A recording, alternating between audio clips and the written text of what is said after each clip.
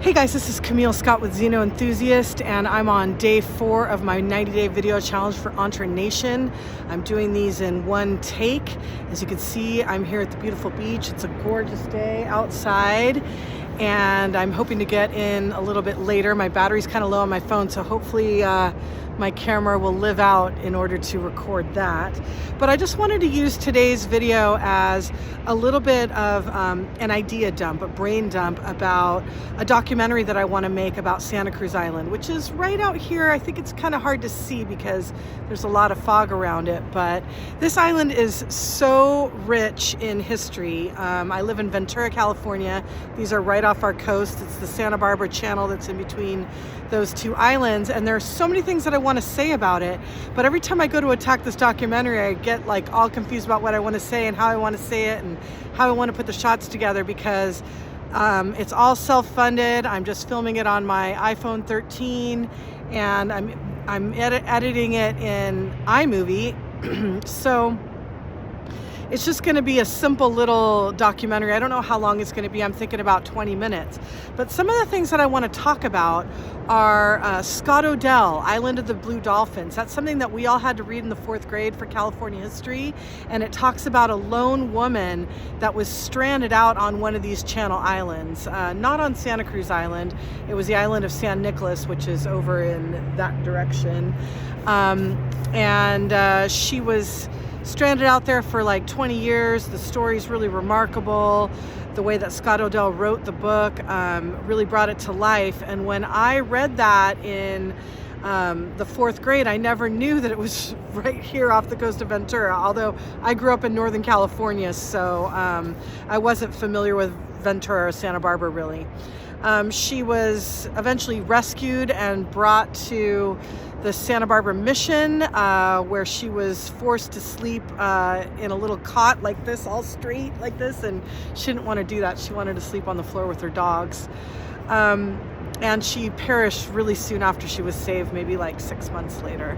So that's one story that I want to tell. Another story I want to tell is about this book that I am reading. I don't have it with me. The book that I'm reading is called The Diary of a Sea Captain's Wife.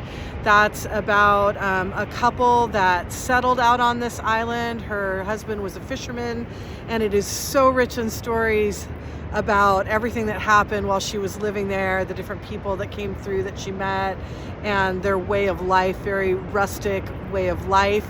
And they were actually friends with the Nidivers, and Nidiver is the sailor that saved the lone woman in the book The Island of the Blue Dolphins. So that's kind of an interesting little connection.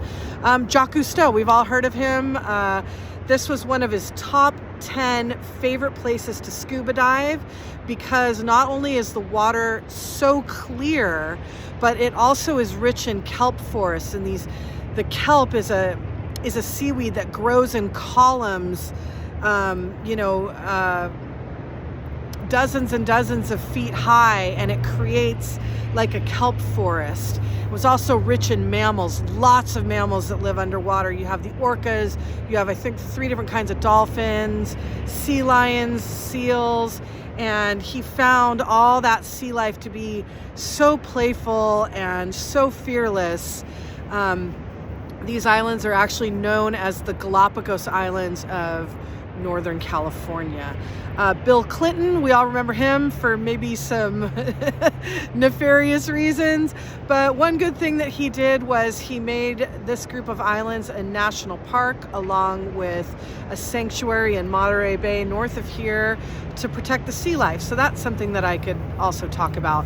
Also, Island Packers is the group of vessels that will take you out there. It's like a ferry in a way, but not exactly, because they also do whale watching tours and stuff. And you're allowed to camp out on these islands. So they'll bring you and your equipment and even your kayak out to the islands and drop you off.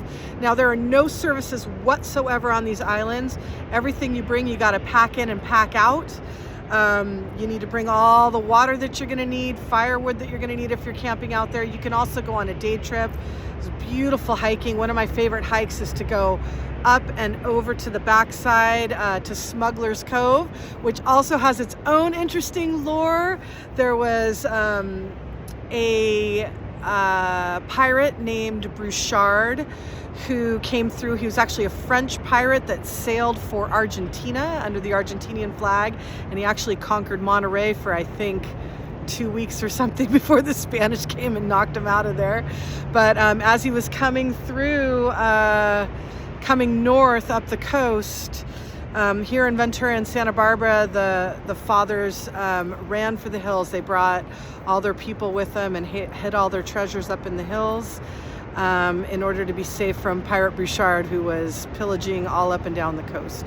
So those are some of the things that I want to say. This is just kind of like a little brain dump for Entre Nation, and I look forward to seeing you tomorrow.